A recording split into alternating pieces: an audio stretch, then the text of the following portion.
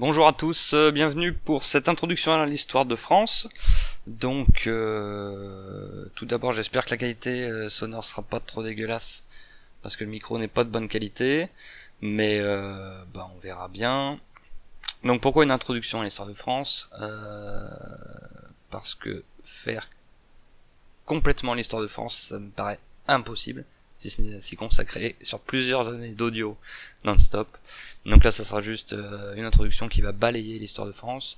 Si vous voulez, après, je vous invite à vous renseigner tout seul si vous voulez éclaircir des époques qui vous intéressent en particulier, que vous aimeriez mieux comprendre.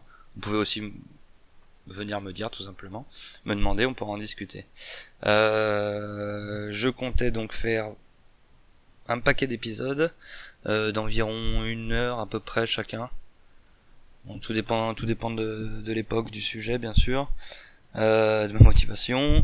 Le podcast est censé, donc je vais essayer de le faire pour qu'il soit agréable à l'audio, mais c'est ce que permet YouTube. Je vais vous proposer aussi des cartes. Donc si vous n'écoutez que l'audio, je vais tout faire pour que ce soit amplement suffisant.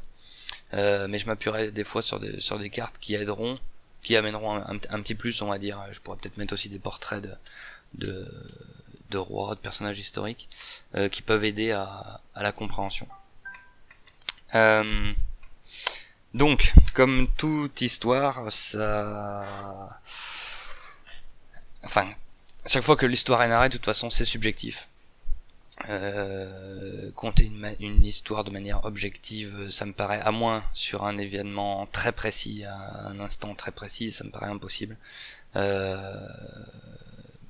Surtout parce qu'on va mettre en avant certains éléments, on va en omettre d'autres qui nous paraissent plus importants. Je dis pas que on peut chercher l'objectivité, mais elle va être jamais atteinte.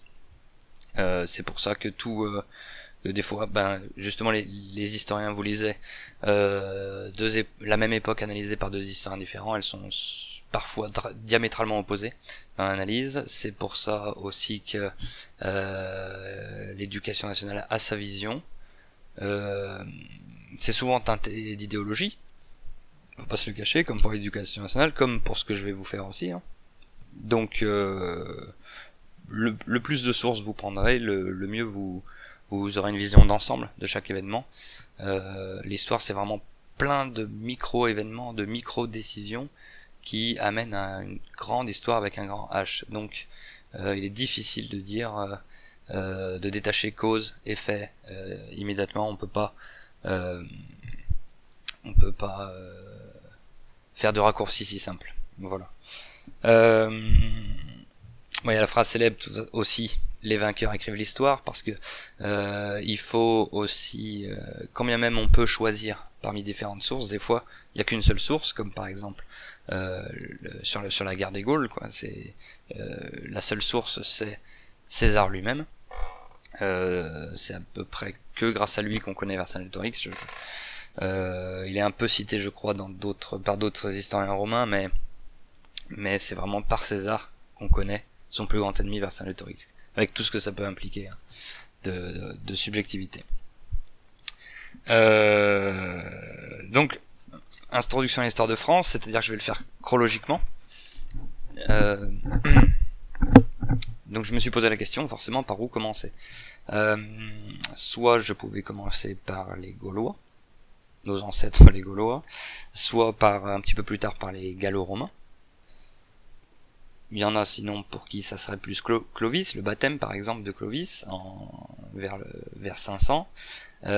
Certains vont même penser plus tard, quand la France sera vraiment appelée France et plus Francie, voire même à la bataille de Bouvines, qui est vue comme un peu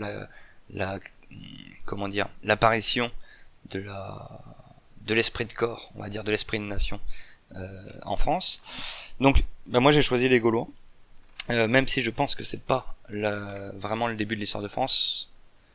Je dirais que le début de l'histoire vraiment de France, ça serait le baptême de Clovis, mais le début des Français, ce serait les Gallo-Romains.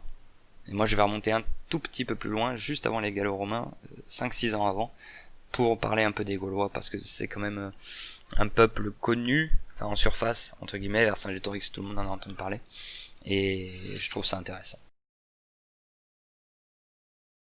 Au revoir.